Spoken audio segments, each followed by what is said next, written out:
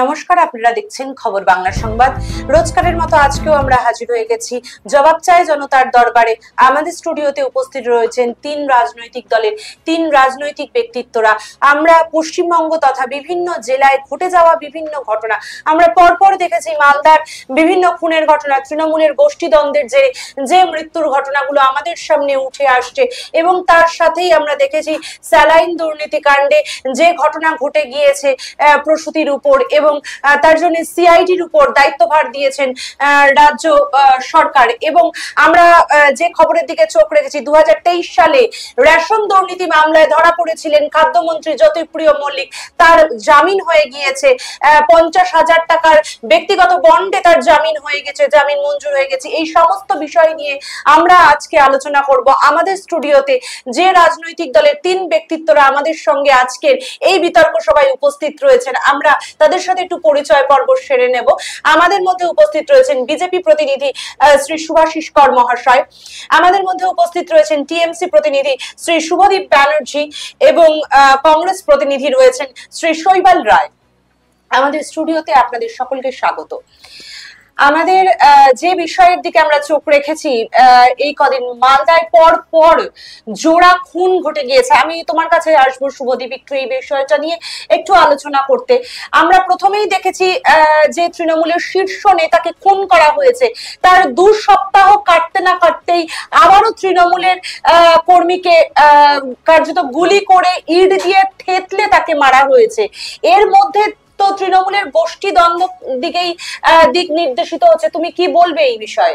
দেখুন, সবার প্রথমে সবাইকে শুভ সন্ধ্যা। আজকে আমাকে এখানে উপস্থিত হওয়ার জন্য যে আবেদন আপনারা জানিয়েছেন তার জন্য ধন্যবাদ। তো দেখুন, রাজনৈতিক ক্ষেত্রে, রাজনৈতিক পরিমণ্ডলে যে কোনো হত্যাই হচ্ছে একটা খুবই কষ্টের বিষয়। একজন মানুষ মারা গেলে তার পরিবারের লোকের কাছে এবং সে যেই দল করে ব্যক্তিগতভাবে সেই দলের কাছেও সেটা একটা অপূরণীয় ক্ষতি। তো এই ক্ষেত্রে যে হত্যাটা হয়েছে সেটার ক্ষেত্রেও সরকার, আশা করছি আমরা সরকার এবং বিচার ব্যবস্থার উপর পূর্ণ আস্থা আমরা রাখতে পারি। অতীতেও আমরা এরকম অনেক ঘটনা দেখেছি যেখানে লোকেরা মারা গেছেন, শাসক দলের অনেকেই মারা গেছেন বা বিরোধীরা মারা গেছে, কিন্তু আমাদের রাজ্য প্রশাসন সেই দিক থেকে দাঁড়িয়ে নিরপেক্ষভাবে তদন্ত করে ঠিক দোষীকে শাস্তি দিয়েছে। এবারেও আমরা আশা করছি যে সেই রকম জায়গাতেই আমরা পৌঁছাবো, যে আসল যে দোষী এই অপরাধগুলোর পেছনে, আর সেরকম তারাই হচ্ছে শাস্তি পাবেন। আর ঘুটে পড়ে গোবর হাসে, তো এই কথা তো সবাই শুনেছেন, আর এটা কোনো বড় কথা না। সবাই এগুলো করছে তৃণমূলকে বদনাম করার জন্য। আজকে আমরা এত পরিমাণ ম্যান্ডেট নিয়ে এসেছি, জনগণের বিচারে আমরাই সরকার গড়েছি, এতগুলো ইলেকশনে আমরা ভালো রেজাল্ট করেছি, সেগুলো তো মানুষেরই, তো মানুষের চোখের সামনে আমাদেরকে ডিমাইন্ড করার জন্য আমাদেরকে এরকম বলা হচ্ছে। কিন্তু সেগুলো রাজ্য প্রশাসন আছে এবং পুলিশ রয়েছে, আমাদের সিআইডির ওপরও আস্থা রয়েছে। যেরকম সেলাইন কেলেঙ্কারিতেও সিআইডির ওপর আমাদের মাননীয় মুখ্যমন্ত্রী দায়িত্ব দিয়েছেন। তো আশা করছি খুব ভালোভাবে সেই যে তদন্ত সেই তারা ঠিক করবে, আর সেরকমভাবেই হত্যাকাণ্ডের ক্ষেত্রেও তাই। আর ওই দলের গোষ্ঠী দ্বন্দ্বের কথা তো অনেকে বাইরে থেকে আমাদের দলকে বদনাম করার জন্য অনেকে অনেক কিছু করে বলেন।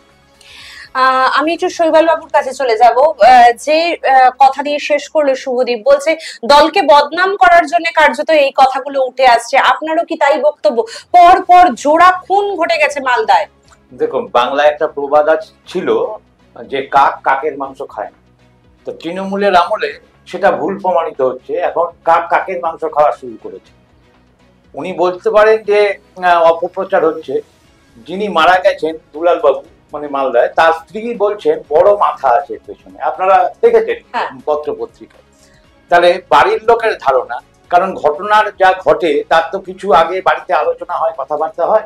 তার স্ত্রী এটা জানে বা বুঝেছেন এবং বলেছেন আমি দিদির কাছে বলবো আর বিশদে, সেটাও আপনারা পত্র পত্রিকায় বেরিয়েছে। এখন ব্যাপার হচ্ছে পুরো ঘটনাটা দাঁড়িয়ে আছে পশ্চিমবঙ্গে অবাধে টাকা লুট করা যাচ্ছে, অবৈধভাবে রোজগার করা যাচ্ছে, এবং এই ভাগাভাগি ইনকামকে কেন্দ্র করে লড়াই। আর তৃণমূল এদের কিছু করতে পারবে না, কারণ এই যে বললেন না বিশাল ম্যান্ডেট নিয়ে এসেছি, এই ম্যান্ডেটের মূল কারিগর যারা, যে সমাজ বিরোধীরা, তাদের বিরুদ্ধে ওনারা কিছু করতে পারবেন না, কারণ এদের কারিগরিতেই এই বিশাল ম্যান্ডেট বা নির্বাচনে জেতা এগুলো হয়। আমাদের দক্ষিণ চব্বিশ পরগনা জেলার নামগুলো আপনারা জানেন, বহিষ্কার করছেন। ম্যান্ডেটটা তো মানুষের ছিল, তাহলে কি সমাজ বিরোধী ম্যান্ডেট যারা মানুষের ছিল না, সেটা ডায়মন্ড হারবারের মানুষ জানেন। আমি কাছাকাছির মধ্যে বলছি, কোনো মানুষ ভোট কেন্দ্রে যেতে পারেন না, জাহাঙ্গীরের বাহিনী আটকে রেখে দেয় রাস্তায়। শওকত বাবুর বাহিনী বিভিন্ন জায়গায় ভোটে সাধারণ মানুষের যাওয়া বন্ধ, তারাই ভোট করে দিচ্ছে, লোকে তো দেখছে ভোট পড়েছে। কিন্তু এই কারিগর যারা সিআইএসএফ সিআরপিএফ দিয়ে ভোট হয়েছে সেন্ট্রাল ফোর্সে, সে তো ওখানকার মানুষ বলবেন, গিয়ে জানুন পঞ্চায়েত থেকে আরম্ভ করে কোনো ভোটে ভোট দিতে পারেন না। পঞ্চায়েতে ডায়মন্ড হারবার লোকসভা কেন্দ্রের মধ্যে কোথাও কোনো প্রার্থী দেওয়া যায়নি, যেখানে দিয়েছে তাদের উইথড্র করিয়েছে, ভোটের দিন গন্ডগোল করেছে এবং নির্বাচনের কাউন্টিং এর দিন ঢুকে গেছে। সবচেয়ে বড় কথা আমি আপনার কাছেই আসতাম সুভাষিস বাবু, পরপর যে ঘটনা ঘটে চলেছে, মালদায় প্রথমে আমরা দেখেছি তৃণমূলের শীর্ষ নেতাকে খুন করা হয়েছে, তার স্ত্রীর বিবৃতি আমরা শুনেছি, এবং তার 2 সপ্তাহ কাটতে না কাটতেই আরো এক তৃণমূল কর্মীকে গুলিবিদ্ধ করে এবং তাকে ইট দিয়ে থেতলে মারা হয়েছে। তৃণমূলেরই আরেক গোষ্ঠী শিবিরের এই খবর জানা যাচ্ছে যে তাদের মাধ্যমেই এটি ঘটেছে। কি বলবেন এই বিষয়ে? দেখুন, প্রথম কথা হচ্ছে যে আমি ভারতীয় জনতা পার্টি রিপ্রেজেন্ট করি, অন্য দলের ভেতরে কি হচ্ছে সেটা বলার থেকে শুভদীপ বলছিল, শুনছিলাম, বিশেষত মুখ্যমন্ত্রী তথা ওনাদের নেতৃত্ব অভিষেক ব্যানার্জি আজকে দুপুরবেলা একটি প্রেস কনফারেন্স করে বলেছেন যে যখন গাছ বড় হয়, যখন বাড়ি বড় হয়, সেই বাড়ির মধ্যে অনেক সময় 5টা আঙ্গুল এক জায়গায় হলে তখন খোটাখুটি লাগতেই পারে, গোষ্ঠীদ্বন্দ্ব সব জায়গায় থাকে। কিন্তু আমাদের বক্তব্য একটাই হচ্ছে, এই যে গোষ্ঠীদ্বন্দ্বে ওদের মধ্যে কি হচ্ছে, অখিলগিরি উত্তম বাড়িককে বলছে বোম মেরে চার্জ করে দেবো, আবার উত্তম বাড়িক বলছে চোর চোর বলছে অখিলগিরিকে, আবার মালদাতে 2জন তৃণমূল কর্মীকে খুন করছে তারা, মানে মারছে তৃণমূল, বটছে তৃণমূল। এর থেকে আর কি বলার থাকে? কাটমানি খেতে খেতে খেতে তো বললো, শৈবলদা বললো, কাটমানি হিসা ভাগ বাটোয়ারা এই সমস্ত করতে করতে করতে করতে আলটিমেটলি ওই একটাই কথা, মারছে তৃণমূল, মরছে তৃণমূল। আর দ্বিতীয় কথা, স্যালাইন নিয়ে যেটা বলার, আমি ডাক্তার নই। প্রথম কথা, আমরা ওই তৃণমূলের মতো সব বিশারদ আমরা নই, যে আমি উকিল, আমি ডাক্তার, আমি সায়েন্টিস্ট, আমি শিক্ষক, আমি এই, আমরা ওরকম নই, আমরা আমাদের মতোই আছি। এটুকুন বলতে পারি যে সংস্থা পশ্চিমবঙ্গ ফার্মাসিউটিক্যালস বা ওয়েস্ট বেঙ্গল ফার্মাসিউটিক্যালস, তাকে যখন কর্ণাটক গভর্নমেন্ট ব্ল্যাকলিস্টেড করা হয়, একটা কোম্পানিকে যখন ব্ল্যাকলিস্টেড করা হয়, সেটা রাজ্য সরকার তার নিজের রাজ্যে কি করে চালাচ্ছে। তার মানে এটা প্রমাণিত গত 13 বছর ধরে এই সরকারটা পশ্চিমবঙ্গের প্রত্যেকটা মানুষের রক্ত খেয়েছে, প্রত্যেকটা মানুষকে মারছে, সেটা বিভিন্ন রকম ভাবে মারছে, রাজনৈতিক হোক, সামাজিক হোক। সামাজিক হচ্ছে অভয়া, রাজনৈতিক ভাবে রাজনৈতিক বিপরীত দলের কর্মীদের মেরে দেওয়া হচ্ছে, আজকে নিজেদের দলের কর্মীদেরকে মারতে তারা দ্বিধাবোধ করছে না। আমি একটু তোমার কাছে চলে যাব শুভাশিস, না শুভদীপ, যেটাই আমরা দেখেছি অভিষেক বন্দ্যোপাধ্যায়ের ডক্টরস মিটের 1.5 মাসের মধ্যেই দলের কোপে শান্তনু সেন, উদ্যোক্তাকে এবার সাসপেন্ড করলো তৃণমূল। কি বলবে তুমি? দেখুন, দলের ঊর্ধ্বে সর্বোপরি কেউ নয়, আমাদের দলের সর্বময় নেত্রী মমতা বন্দ্যোপাধ্যায় এবং তার সেনাপতি হচ্ছেন অভিষেক বন্দ্যোপাধ্যায়। দল যেটা ঠিক মনে করেছে, তার কিছু কিছু ক্ষেত্রে দলের আপত্তি ছিল, সেই বিষয়গুলো নিয়ে সে দল বিরোধী কাজ করেছে, তার জন্য তাকে শোকজ করা হয়, পরবর্তীকালে তাকে সাসপেন্ড করা হয়। আর আমি নিজেকে মনে করি না যে দলের অভ্যন্তরীণ যে সিদ্ধান্ত, আমি তাকে চ্যালেঞ্জ করে ওপেন ফোরামে। আরজিকর কাণ্ডের পেছনে তার কি গুরুত্বপূর্ণ ভূমিকা রয়েছে? তার জন্যই কি সাসপেন্ড বলে তোমার মনে হয়? না না, এটা কেন হতে যাবে? তার তো শোকজে তো সেরকম কিছু লেখা নেই, শোকজেও লেখা নেই, সাসপেনশন অর্ডারেও তো খুব সম্ভবত এরকম তো কিছু লেখা নেই যে আরজিকর করেছে বলে। তাহলে আমরা অযথা এটা ধরে নেব কেন? একটু চলে যাব শৈবাল বাবু আপনার কাছে, কি বলবেন? আরজিকর কাণ্ডের সময় অনেক কথায় মানে সরকারের পদলেহন করা শান্তনু বাবুর মুখ থেকেও কয়েকটা কথা দলের বিরুদ্ধে বেরিয়ে গেছে, আর সেটাই সহ্য করতে পারছে না দল, সাসপেন্ড করেছে। তবে এটা আমার মনে হয় না এটা দীর্ঘমেয়াদী হবে। আবার কিছুদিন ওনাকে একটু অন্তরে থাকার পর, অন্তর্মহলে থাকার পর আবার উনি বেরিয়ে আসবেন, যেরকম মাঝে মধ্যে আরাবুল সাসপেন্ড হয়, আবার ভোটের আগে বেরিয়ে পড়ে, আপনারা দেখেন। আর আমি যে কথা বলছিলাম, পশ্চিমবঙ্গ সমাজ বিরোধীদের হাতে চলে গেছে। আপনাদের কাছে হয়তো খবর আছে, আজ দুজন সমাজ বিরোধীকে কোর্টে হাজির করার পর যখন উত্তর দিনাজপুরে ফিরিয়ে আনছে, তখন তারা মানে বাথরুম যাওয়ার নাম করে গাড়ি থামিয়ে পিস্তল ছিনিয়ে গুলি করেছে দুজন পুলিশ কর্মী, হাসপাতালে উটি হচ্ছে তাদের। তা সমাজ বিরোধীদের হাতে এই জায়গায় চলে গেছে। যেটা বলছিল স্যালাইন নিয়ে, আমি পত্রপত্রিকায় দেখছি যে সরকার নাকি স্যালাইন প্রস্তুতকারক সংস্থাকে বন্ধ করতে বলেছে প্রোডাকশন, কিন্তু হাসপাতালে যে স্টক আছে সেগুলোতে ওনারা সরায়, সেগুলোতে মানুষের উপর ব্যবহার করতে দিয়েছে। তার মানে এই যে সরকারের উদাসীনতা এবং সরকারের যে ব্যর্থতার কারণে মানুষ মারা গেল, মানুষ অসুস্থ হয়ে রয়েছে, তাদের শারীরিক অন্যরকম ক্ষতি হতে পারে, সব দায় সরকারকে নিতে হবে। সরকারকে সমস্ত কিছু দায় নিতে হবে, কারণ সরকার যে যাকে প্রোডাকশন বন্ধ করতে বলেছে সেই তৈরি করা আগের জিনিস কি করে সরকারি হাসপাতালে থাকে স্টকে, এবং সেগুলো কি করে মানুষের উপর ব্যবহার। সবচেয়ে বড় কথা ব্ল্যাকলিস্টেড কোম্পানি, ব্ল্যাকলিস্টেড তো আগে। তারপরে সরকার নাকি তাদের বলেছে তোমরা প্রোডাকশন বন্ধ করে দাও, এবং তাদের আগের সাপ্লাই করা মাল তারা মানুষের উপর ব্যবহার করে যাচ্ছে। আমি বলছি লালু আলম বাদশাহ আলম কে ছিলেন? লালু আলম বাদশাহ আলম সিপিএম এর লোক ছিলেন। আর আপনি কংগ্রেসের প্রতিনিধি তো? হ্যাঁ, তাতে কি হয়েছে? আপনারা তো তাদের সাথেই জোট করেছেন। আরে রেজ্জাক মোল্লা কে ছিলেন? আপনাদের নেতা হয়েছেন। বাদশাহ আলম সেটাও অনেক কিছু ব্যক্তিগত ব্যাপারে রেজ্জাক মোল্লা আপনাদের নেতা হয়েছেন না। বাদশাহ আলম বন্দ্যোপাধ্যায় যে তৃণমূলের মানে অমিত বাবুর কাটা ধরে টেনেছিলেন দিল্লিতে, সে আপনাদের ট্রেড ইউনিয়নের লিডার। ওইসব বলবেন না স্যার, আপনারা নিলে ঠিক আছে বলুন। আপনারা যারা খুন করেছে, যে রেজ্জাক মোল্লার হাতে কংগ্রেস কর্মী মারা গেছে, আপনাদের শওকাত মোল্লা, জেনে রাখুন এটা। আপনি তো আমার তো বয়সটা অনেক বেশি। হ্যাঁ, সে তো অবশ্যই। শওকাত মোল্লা, আমরা কিছু কিছু গল্প শুনেছিলাম লক্ষণ শেঠের স্যার। হ্যাঁ, শুনেছেন তো, শুনতেই পারেন। হঠাৎ করে দেখলাম আপনি গল্প শুনেছেন, আর আমরা গল্প শুনেছেন, আমরাও শুনেছি, আর এখন আমরা দেখছি।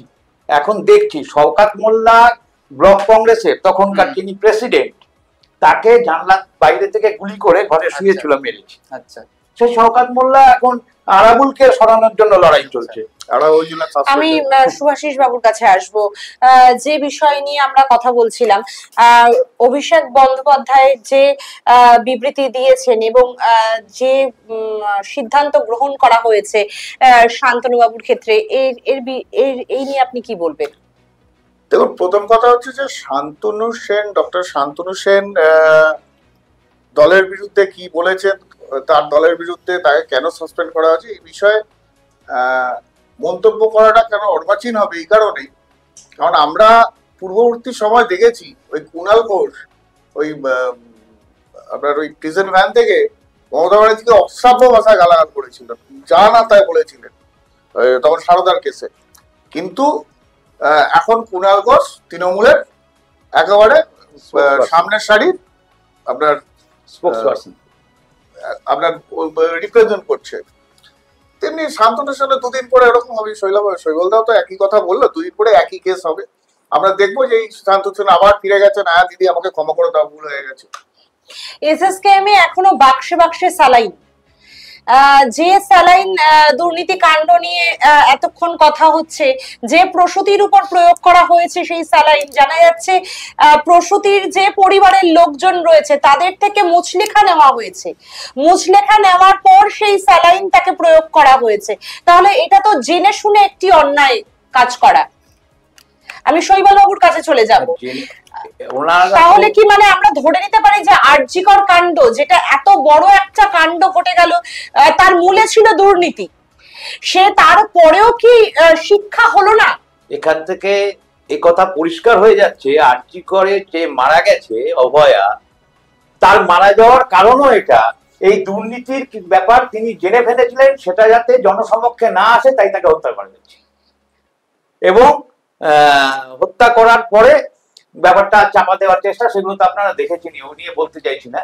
তবে এই স্যালাইন কাণ্ডে রাজ্য সরকারের দায়িত্ব নেওয়া উচিত। আমি জানি হয়তো যিনি মারা গেছেন তার কাছে গিয়ে বলবেন যে 10 লাখ টাকা দিচ্ছি, তোমার পরিবারের একজনকে চাকরি দিচ্ছি, যে প্রবণতা চলছে বাংলায়, এটা হবে হয়তো মানে দারিদ্রতার কারণে বা বাধ্যবাধকতায় সেটাও মানুষ মেনে নিচ্ছে অনেক ক্ষেত্রে বা গ্রহণ করে নিচ্ছে, কিন্তু এটা চিরস্থায়ী হবে না। মানুষ দেখছে, মানুষ সবটাই বিচার করছে, আগামী দিনে এটা দেখা যাবে। তোমার কাছে যাবো একটু শুভদীপ, কি বলবে বলো তো? আরজি করের এই দুর্নীতির কারণে এত বড় একটা আরজি করের ঘটনা ঘটে যাওয়ার পরে সেই একই দুর্নীতি সেই স্বাস্থ্য কেন্দ্রে, সেই স্বাস্থ্য দপ্তরেই চলছে। সবার আগে আমাদেরকে একটা কোনো শিক্ষাই হলো না। না না দেখুন, একটা স্ট্রাকচারাল, আমরা তো পূর্বের ঘটনা থেকে সবসময় শিক্ষা গ্রহণ করি, তাহলে এই সরকারের কি কোনো বোধোদয় এখনো হয়ে উঠলো না? অবশ্যই বোধোদয় হয়েছে, আর নিউট্রাল জায়গা থেকে আছে তার ফলস্বরূপ কি প্রসূতির উপরে এই নিষিদ্ধ স্যালাইন প্রয়োগ করা? না, অবশ্যই একটা নিউট্রাল জায়গা রয়েছে, আর আমরা আগের থেকে শিক্ষা নিয়েছি বলেই আজকে মাননীয় মুখ্যমন্ত্রী নবান্নে দাঁড়িয়ে বলছেন যে সিআইডির হাতে, আমাদের রাজ্যের যে কিনা হচ্ছে সর্বময় হচ্ছে বিভাগীয় তদন্তকারী সংস্থা, তার হাতে তদন্তভার তুলে দিচ্ছে এবং বলছেন যে যত বড়ই দোষী হন, তা সে যত বড় প্রভাবশালী হোক না কেন। আরজি করের ক্ষেত্রেও আমরা দেখেছি যে যত বড়ই দোষী হোক না কেন তার বিচার হবে, কিন্তু আরজি করের বিচার এখনো হয়নি। কে বললো হয়নি? আরজি করের যে সিবিআই যে চার্জশিট দিচ্ছে, তাতে ফাইনাল যে ফাইনাল যে দোষীর যে নাম দিচ্ছে চার্জশিটে, সেখানে তো সেই সঞ্জয় রায়, আর সেই সঞ্জয় রায় সন্দীপ ঘোষ কোথায় গেল? ওটাই তো সেটিং। সন্দীপ ঘোষ কি হলো? ওটাই সেটিং। দাদা কিছু বলছে? হ্যাঁ আমি বলছি তো, ওটাই তো সেটিং। সন্দীপ ঘোষ কি বললো? সন্দীপ ঘোষ তাহলে তো আমরা দুজন আজকে আলাদা আলাদা না এসে একজনই আসতে পারতাম। তো নিচের তলায় তো দেখাতে হবে মানুষকে যে আমাদের কত লড়াই। সেটিংটা তো এখানে ঠিক যেরকম আপনারা এই কংগ্রেস যখন হচ্ছে দিল্লিতে ছিল, এখানে বাম ছিল, তখন না, তাহলে এই আলোচনায় আমি সুভাষিস বাবুর কাছেও যাব এবং শুভদীপ বাবুর কাছেও যাব।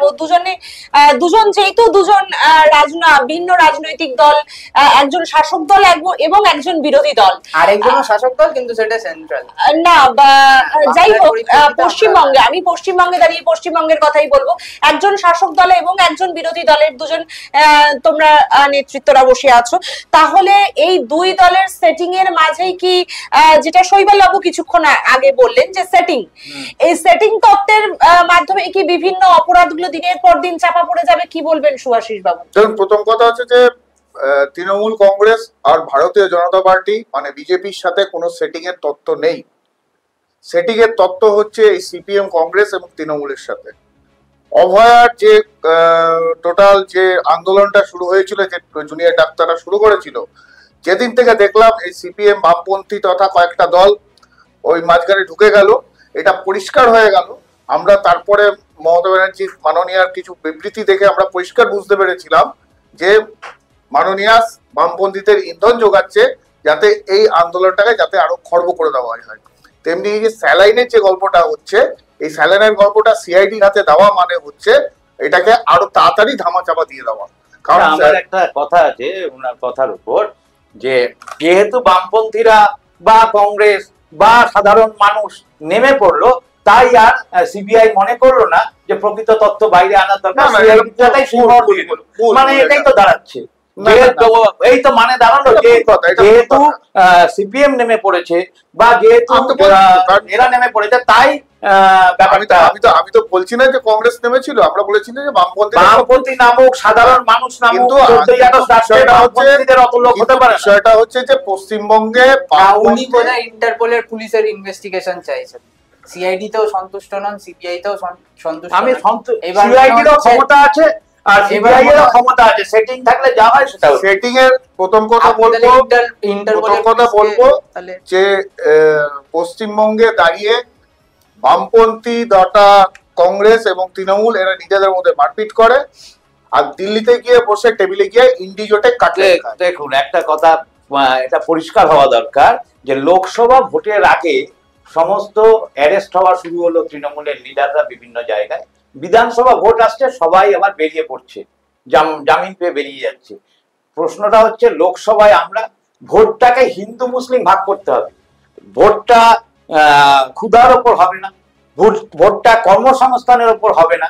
শুভেন্দু দাঁড়িয়ে বলবে হিন্দুরা এক হোক, আর হিন্দুরা এক হওয়ার কথা শুনিয়ে মুসলিম ভোটটা আপনার 35% মুসলিম ভোট সেটা আমি পাবো, আর 10-15% বেনিফিশিয়ারি আছে, আমি জিতবো হাসতে হাসতে, লোকসভায় কিছু সিট ছাড়বো, বিধানসভায় এই হচ্ছে সেটিং। শৈবালদা, তাহলে তুমি একটা কথা বলো, বাংলাদেশে যে সনাতনী হিন্দুদের উপর আক্রমণটা রেগুলার হচ্ছে সেটাকে তুমি 100% সমর্থন করো? না তো, একবারও বললাম না, আমি সে কথা বললাম।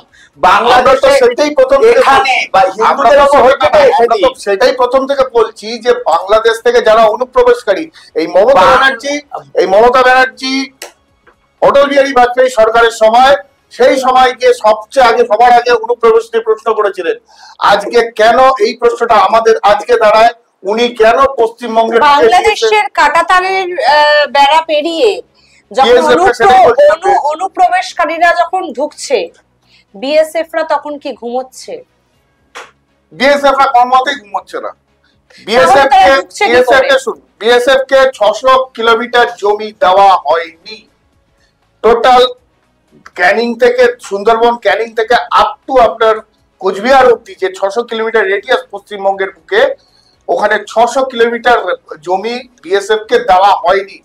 আজকে যখন বাংলাদেশ থেকে মালদা দিয়ে, কালিয়াগঞ্জ দিয়ে, ওখান দিয়ে যখন ঢুকে তৃণমূলের লোকদেরকে বাংলাদেশি গুলো এসেই মারছে, এই রোহিঙ্গাদের আশ্রয় করে মমতা ব্যানার্জি ভোটে জিতেছেন। এই রোহিঙ্গা 1 কোটি রোহিঙ্গা রয়েছে পশ্চিমবঙ্গের বুকে, সংখ্যা বলে দিলাম 1 কোটি রোহিঙ্গা রয়েছে। এই রোহিঙ্গাদের আমরা যদি চিহ্নিত করতে পারি সিএ এনআরসি দিয়ে, এই রোহিঙ্গা চলে গেলে মমতা ব্যানার্জির ভোট কমে যাবে। জমি দেয়নি আর কি দিয়েছে, বিএসএফ তাদের 10 কিলোমিটার ছিল সীমানা থেকে, সেটা 50 কিলোমিটার করেছে। আপনারা জানেন, 1 মিনিট, 50 কিলোমিটার মানে 10 কিলোমিটার অব্দি ওদের রেঞ্জ ছিল, সেটা বাড়িয়ে 50 কিলোমিটার বিএসএফ এর দায়িত্বে করেছে। আমি ওই জায়গায় যাচ্ছি না, আমি একবারও বলিনি বাংলাদেশের কথা, আমি এখানের হিন্দু মুসলিম ভোট ভাগের কথা বলেছি। বাংলাদেশে হিন্দুরা আক্রান্ত হচ্ছে, আজকে যেটা বলছে, বাংলাদেশে হিন্দু শুধু না, মানুষরা যেদিন আক্রান্ত হয়েছে 71 সালে, অনেক দুর্বল, কারণ এই তো প্রথম ভারতবর্ষে সবল সরকার হতো, সব দুর্বল, সেই দুর্বল সরকারেরই ইন্দিরা গান্ধীর নেতৃত্বে সরকার ব্যবস্থা নিয়েছে। আর আজ বিশ্বগুরু, তার কোনো বিবৃতি নেই। আপনারা দেখেছেন একটা কথা, আজকের যে খবরটা ভাবাচ্ছে, আমরা প্রত্যেকেই, আপনারাও দেখে থাকবেন যে 15ই আগস্ট ভারতের স্বাধীনতা দিবস, তার বদলে রাম মন্দির প্রতিষ্ঠার দিনটাকে স্বাধীনতা দিবস হিসেবে ঘোষণা করার কথা বলছে। কি বলবে? কারণ স্বাধীনতা আন্দোলনের অংশগ্রহণ করেনি কেউ, ওই স্বাধীনতা আন্দোলন দিবসটা থাকলে সেই ইতিহাসটা। তুমি কিছু বলো শুভদীপ। আমার দাদা তো অনেকটাই বলে দিয়েছেন, তার থেকে বড় কথা স্বাধীনতার কত বছর পরে তো আরএসএস মানে যারা ওদের নাকি ওনাদের নাকি ব্যাকবোন বিজেপি, তারা তো পতাকাই তোলেনি।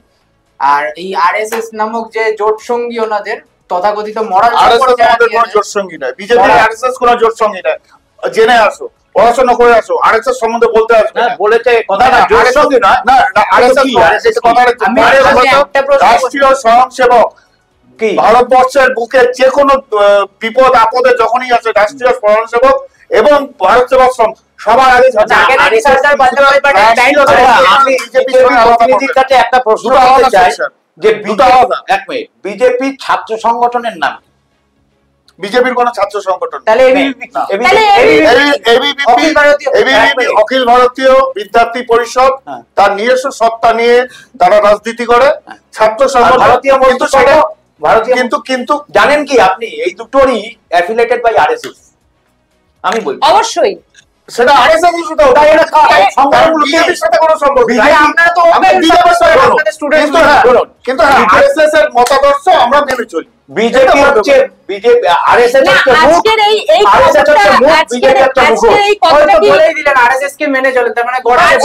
কথাটা কি যুক্তিসঙ্গত? 15ই আগস্ট আমরা যেখানে জানি 1947 সালের 15ই আগস্ট দেশ স্বাধীন হয়েছে, আমরা জানি ওটা আমাদের স্বাধীনতা দিবস, সেখানে 15ই আগস্ট স্বাধীনতা দিবস না হয়ে রাম মন্দির প্রতিষ্ঠার দিনটাকে স্বাধীনতা দিবস হিসেবে মেনে নিতে বলা হচ্ছে, এটা কি যুক্তিসম্মত?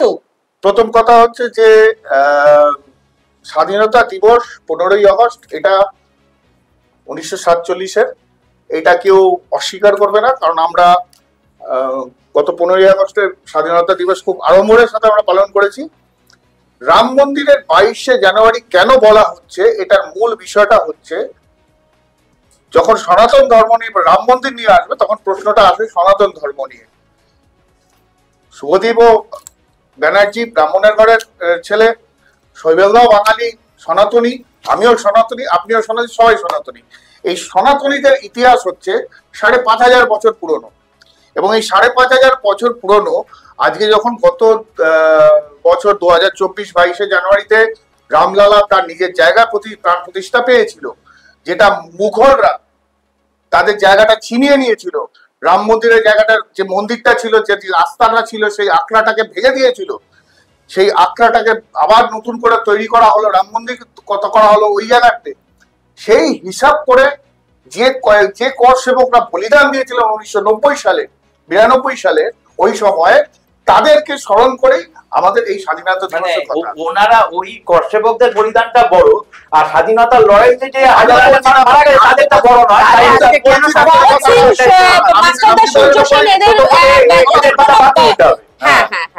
শুনুন একটা কথা বলে দিই, এটা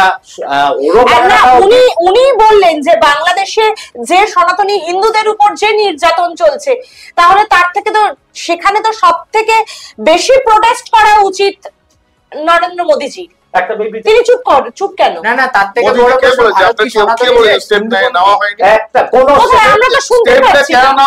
বাংলাদেশের হাই কমিশনার গত পরশুদিন দিল্লিতে বৈঠকের পরে কালকে চিন্ময় প্রভুকে কেন জামিন দেওয়া হলো, এটা একটু জানার চেষ্টা করছেন আপনারা? মানে মোদিজি করে দিল জামিনটা? অবশ্যই জামিন সেটাই প্রথম কথা বলছি, ইউনুস বাংলাদেশের গভর্নমেন্ট, বাংলাদেশ একটা টাইমে অখণ্ড ভারতের অংশ ছিল। এই অখণ্ড ভারতের অংশ দাঁড়িয়ে থেকে বাংলাদেশকে আমরা এই মুহূর্তে মনে করছি এই অখণ্ড ভারতের একটা রাজ্যে ইউনিস একটা, সেখানে মুখ্যমন্ত্রী, সেই সমকালীন মুখ্যমন্ত্রী পশ্চিমবঙ্গ সরকারের মাননীয় মুখ্যমন্ত্রী দুজনেই সমান। ভারতের চিকেন নেক কেটে নেবো, এগুলো তো আমাদের অঙ্গরাজ্যের মতন কথা। বাদ দিন, আমি আপনাকে একটা কথা বলি, সবারই মনে রাখা উচিত যে ইতিহাসকে অস্বীকার করলে যারা করে তারা ইতিহাস তৈরি করতে পারে না, আর যারা ভারতবর্ষের ইতিহাসকে অস্বীকার করার চেষ্টা করছে তারা কোনো ইতিহাস তৈরিও করতে পারবে না। উনি তো বললেন ইউনিস সরকার এবং মমতা ব্যানার্জির সরকার দুজন সরকার একই রকম, দুজনে অঙ্গরাজ্যের ওনার, আমি তো এটাই বলছি যে এখানে সেটিং যে বলছি ওটা উনি মেনে নিলেন যে ইউনুসও ওনাদের অঙ্গরাজ্য আর মমতা ব্যানার্জি ওনাদের অঙ্গরাজ্য, মানে ডবল ইঞ্জিন। আমি যে বিষয়ের দিকে একবার চোখ রাখবো, একটু আলোচনায় যাব শুভদীপ। 2023 সালে খাদ্যমন্ত্রী জ্যোতিপ্রিয় মল্লিক গ্রেপ্তার হয়েছিলেন খাদ্য কেলেঙ্কারি মামলায়। তার জামিন হয়েছে, ব্যক্তিগত বন্ডে 50,000 টাকার বন্ডে তাকে তার জামিন মঞ্জুর করা হয়েছে। কি বলবে? আমি একটা কথা জানি, যেটা হচ্ছে বিচারাধীন বিষয়ে হচ্ছে জনসম্মুখে মন্তব্য করা যায় না। কোর্ট যেটা ঠিক মনে করেছে সেটা করেছে, ঠিক আছে। এবার ব্যাপার হচ্ছে কি, আমাদের দল কোনোদিনও দুর্নীতিকে সাপোর্ট করেনি। সেই ক্ষেত্রে দাঁড়িয়ে আপনি দেখতে পারেন আমাদের দলের যখন মহাসচিব পার্থ চট্টোপাধ্যায়েরও নাম জড়িয়েছিল দুর্নীতিতে, আমরা দেনান দেয়া আমরা তাকে সাসপেন্ড করেছি মন্ত্রিসভা থেকে। প্রথমে ক্যাবিনেট থেকে তাকে সরানো হয় এবং তারপর আমাদের দলের পদ থেকেও, মহাসচিব পদ থেকেও সরানো হয়। তো সেই ক্ষেত্রে দাঁড়িয়ে কোর্ট তার বিচারাধীন যে রয়েছে তার উপর ভিত্তি করে যে ডিসিশন নিয়েছে তাকে আমরা পূর্ণ সমর্থন এবং পূর্ণ আস্থা তার উপর রাখছি।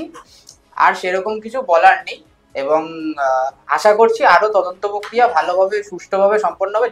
যদি তিনি দোষী হয়ে থাকেন তবে তিনি শাস্তি পাবেন, এবং যদি না পান তাহলে মনে করতে হবে তিনি দোষী নন। আমি আপনাকে বলছি, লোকসভা ভোটের আগে গ্রেপ্তার হয়েছে সব, ভোটটাকে হাতে নেওয়ার জন্য। বিধানসভা ভোটের আগে সবাই বেরিয়ে যাবে, পার্থবাবু বেরিয়ে যাবে, কালীঘাটের কাপড়, কিন্তু পার্থবাবুকে তো জামিন দেওয়া হয়নি, তার জামিন এখনো হয়নি, আপনি দেখবেন হয়ে যাবে। আর পার্থবাবুর হয়তো বয়সের কারণে প্রয়োজনীয়তা নেই দলের কাছে, তাই ওনার জন্য তদবির দরবার হচ্ছে না। এখানে একটা কথা বলতে চাই। প্রথম কথা, এই আইনের পথে চলে, এখানে আমাদের আলাদা করে কিছু বলার নেই। শোভেলদাকে একটু জানিয়ে রাখি, পার্থ চ্যাটার্জি এবং ওই মানিক ভট্টাচার্য দুজনের নামে কিন্তু অলরেডি চার্জশিট ইডি জমা করে দিয়েছে, এবং সিবিআইও তার সঙ্গে সঙ্গে চার্জশিট জমা প্লেস করছে। সুতরাং এই মুহূর্তে ওই পার্থ চ্যাটার্জি জামিন পাবে, মানিক ভট্টাচার্য জামিন পাবে, সবাই জামিন পাবে না। হতে পারে জ্যোতিপ্রিয় মল্লিক কোনো কারণবশত হয়তো কোর্ট মনে করেছে জামিন দিয়েছে, লোয়ার কোর্ট দিয়েছে।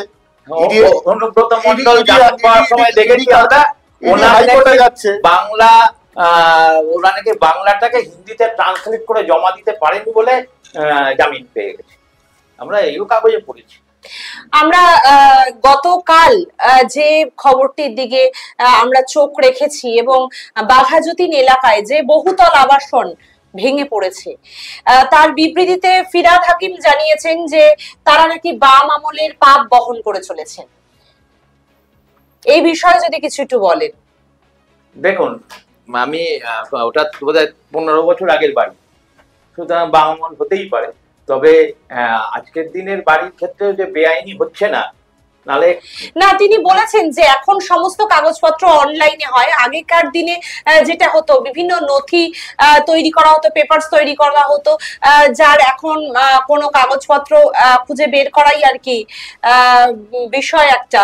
তো অনলাইনে থাকলে অনেক সময় তার নথি খুঁজে পাওয়াটা অনেক বেশি সম্ভব হয়। তবে তিনি আশ্বাস দিয়েছেন, শুভদীপ, তিনি আশ্বাস দিয়েছেন যে অবিলম্বে সেই বহুতল আবাসনের একটি ব্যবস্থা করবেন এবং কার্যোদ্ধার টিমকে কাজ করতে বলেছেন এবং আশেপাশের যে লোকজনরা রয়েছে তাদের যেন কোনো ক্ষয়ক্ষতি না হয় সেই বিষয়টার উপর চোখ রেখেছে এবং সম্পূর্ণ দায় চাপানো হচ্ছে বাম আমলের উপর। কি প্রতিক্রিয়া দেবে?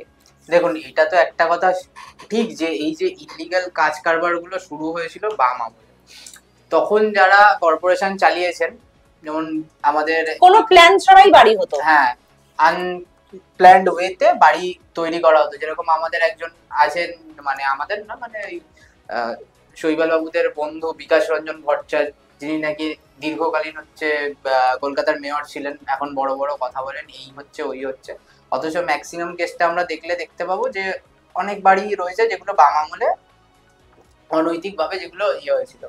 কিন্তু এইখানে একটা কথা মাথায় রাখতে হবে যে আজকে যদি আমার এলাকায় কোনো জিনিস যদি ধসে পড়ে বা কোনো জিনিসের যদি খারাপ অবস্থা হয়, সেই দায়টা লোকাল অ্যাডমিনিস্ট্রেশনেরও ওপরও বর্তায়। কিন্তু কিছু ক্ষেত্রে এখানে লোকাল অ্যাডমিনিস্ট্রেশনেরও হয়তো গাফিলতি ছিল এবং পারমিশনও আমি শুনেছি, যতটা শুনেছি যে পারমিশনও নেওয়া হয়নি। সেটা ওখানকার লোকাল যিনি বিধায়ক আছেন মলয়বাবু, উনিও বলেছেন, দেবব্রত মজুমদার, মলয়দা বলি যাকে আমরা, আর ববি হাকিমও তাই বলেছেন। তো লোকাল কাউন্সিলরও নাকি কাজ একবার হাইড্রোলিক দিয়ে হচ্ছে বিল্ডিং তোলার কাজ নাকি বন্ধ করে দিয়েছিলেন, তারপর আবার হয়েছে। এবার ওনাদের কাছে আমাদের লোকাল অ্যাডমিনিস্ট্রেশন নাকি নথিপত্র দেখতে চেয়েছে। তো যারা কি এই দায়টা তার থেকেও বড়, লোকাল অ্যাডমিনিস্ট্রেশনের থেকেও বড় বর্তায় হচ্ছে তার উপর যাদের বাড়ির জমিটা ছিল। কারণ তাদের আগে জানা উচিত ছিল আমার বাড়িটা আমি যাকে দিচ্ছি সে কিরকম কাজ করছে, সেই বাড়িটার প্ল্যান আছে কিনা। তো এইটা শুধু যে প্রশাসনের একটা অংশের গাফিলতির কারণ সেটা নয়, আশেপাশের লোকগুলো যাদের বাড়ি ছিল তাদেরও এটা গাফিলতি রয়েছে। কিন্তু হচ্ছে আমাদের কর্পোরেশনের যিনি নাকি মেয়র, তিনিও বলেছেন যে যোগ্য পথে এটা হচ্ছে উচিতভাবে আমরা তদন্ত করব এবং তথ্যগুলো খতিয়ে দেখা হচ্ছে কার দোষ রয়েছে। শৈবাল বাবু, উনি যেটি বলেছেন যে ওনারা এটার নতুন করে করার ব্যবস্থা করছেন বা আশেপাশে যারা রয়েছেন বাসিন্দা তাদের যেন কোনো ক্ষয়ক্ষতি না হয় এবং তারা পুরোটাই দায় চাপাচ্ছে বাম আমলের উপর। কি বলবেন এর প্রতিক্রিয়া? আমি জানি না ঠিক কতদিনের পুরনো বাড়ি, তবে 2010 সাল থেকে তৃণমূলের মেয়র কলকাতায় আছে। 2010 সাল, এবং এই 10 সাল থেকে মেয়র থাকলে 15 বছরের পুরনো বাড়ি বোধহয় আমি খুব সম্ভবত টিভিতে দেখেছি। 2010 এ তৈরি বাড়িটা, 2010। তো তৃণমূলের মেয়র আছে। আর কলকাতার উপর কোনো বাড়ি হতে গেলে প্ল্যানটা কর্পোরেশন থেকে স্যাংশন হয়। আমি জানি না নবান্ন থেকে হয় কিনা, কর্পোরেশন থেকেই হয়। তাদের কর্পোরেশন এই প্ল্যানটা স্যাংশন দিয়েছে, তাদের দেখা উচিত ছিল। দায় ঠেলে দেওয়া খুব সহজ, দায় নেওয়াটা হচ্ছে মানবিকতার ব্যাপার। অনেকে বলেছেন যে তারা তাদের জীবনের অনেকের সর্বস্ব সঞ্চয় দিয়ে তারা ওই আবাসনের একটি ফ্ল্যাট কিনেছিলেন, তারা আজকে পথে বসলেন। তারপরে মেয়র ফিরহাদ হাকিমের এই ধরনের বিবৃতি, একবার এর উপর দোষ চাপানো হচ্ছে, তার উপর দোষ চাপানো হচ্ছে। কার্যত নিজেদের ঘাট থেকে দোষ ঝেড়ে ফেলবার জন্যই কি এই দোষ চাপিয়ে দেওয়া হচ্ছে? কি বলবেন সুভাষিস বাবু? দেখুন, প্রথম কথা যেটা বলার সেটা হচ্ছে যে কয়েনের এপিটে টিএমসি, কয়েনের ওপিটে সিপিএম বা বামপন্থী। একই জিনিস 2000 আগে আমরা গার্ডেন রিচেও দেখেছি কি হয়েছিল। কাটমানির সরকার বর্তমানে এই 13 বছর ধরে চলছে, এই 13 বছর ধরে কাটমানির সরকার আমরা দেখেই যাচ্ছি। আর বামপন্থী আমলে যেটা হয়েছিল 34 বছর ধরে, একটা টাকার কয়েনকে 10 পয়সা করে ভাগ করে ওরা খেত, মানুষ ছাড়পোকার খামর খেত, এখন মানুষ কুড়ুলের কোপ খাচ্ছে, করাতের কোপ খাচ্ছে। পরিষ্কার মানুষ তার নিজস্ব সর্বস্ব দিয়ে একটা তার আস্থানা খোঁজে, একটা জায়গা খোঁজে যেখানে তিনি থাকবেন। তার অনেক কিছু, অনেক রিটায়ার লাইফ করে গিয়ে তারা তাদের সর্বস্ব ত্যাগ করে পেনশনের টাকা, গ্র্যাচুইটির টাকা সবকিছু দিয়ে একটা ফ্ল্যাট কেনে, আজকে তারা সর্বশান্ত হচ্ছে। এই সমস্ত অকৃতজ্ঞ ও নপুংসক সরকারের জন্য। আপনারা কি তাই একই মত? হ্যাঁ, সরকার তো ব্যর্থ, প্রশাসন চালানোর ক্ষেত্রে সরকার ব্যর্থ, এবং সরকার শুধুমাত্র সমাজ বিরোধীদের উপর নির্ভর করে ক্ষমতায় থাকার চেষ্টা করছে। তাই সমাজ বিরোধীদের লম্পজম্প বাড়ছে এবং বিভিন্ন জায়গায় সমাজ বিরোধীদের এক গ্রুপের আশ্রয়ে সমাজ বিরোধী, আরেক গ্রুপের আশ্রয়ে সমাজ বিরোধীর মধ্যে লড়াইতে তৃণমূলের নেতাও মারা যাচ্ছে, তৃণমূলের কর্মী মারা যাচ্ছে। কাকের মাংস খাওয়া শুরু হয়ে গেছে। আপনারা দেখলেন আজকে আমাদের এই বিতর্ক সভায় 3 রাজনৈতিক দলের যে 3 ব্যক্তিত্বকে আমরা আমাদের স্টুডিওতে এনেছিলাম এবং তাদের বক্তব্য এবং আলোচনা আপনাদের সামনে তুলে ধরেছিলাম। তৃণমূলের বিভিন্ন গোষ্ঠী দ্বন্দ্বের জন্য যে খুন একের পর এক খুন হয়ে চলেছে জেলায়, আমরা দেখে চলেছি কোনো মানুষের মৃত্যুই কাম্য নয়, তথাপি হয়ে চলেছে। এবং যে বিষয়ের দিকে আমরা আজকে চোখ রেখেছিলাম, জ্যোতিপ্রিয় মল্লিকের জামিন মঞ্জুর হয়েছে এবং তার সাথেই যে বহুতল আবাসন কলকাতার বুকে ভাগাযতীনের বহুতল আবাসন ভেঙে পড়েছে, তা নিয়ে কার্যত মেয়র ফিরহাদ হাকিমের যে বিবৃতি, আমরা সবটাই তুলে ধরেছি আপনাদের সামনে এবং আলোচনা হয়েছে এতক্ষণ স্টুডিওতে আপনাদের সামনে। পরবর্তীতে পশ্চিমবঙ্গের বিভিন্ন জায়গায়, বিভিন্ন জেলায় ঘটে যাওয়া বিভিন্ন খবর এবং কলকাতা শহরে ঘটে যাওয়া বিভিন্ন খবরের উপর আমরা চোখ রাখবো, আলোচনা করব। জবাব চাই জনতার দরবারে আরো রাজনৈতিক ব্যক্তিত্বরা আসবেন এবং বিশ্লেষণ আপনাদের সামনে তুলে ধরবো। ততক্ষণ দেখতে থাকুন খবর বাংলা সংবাদ।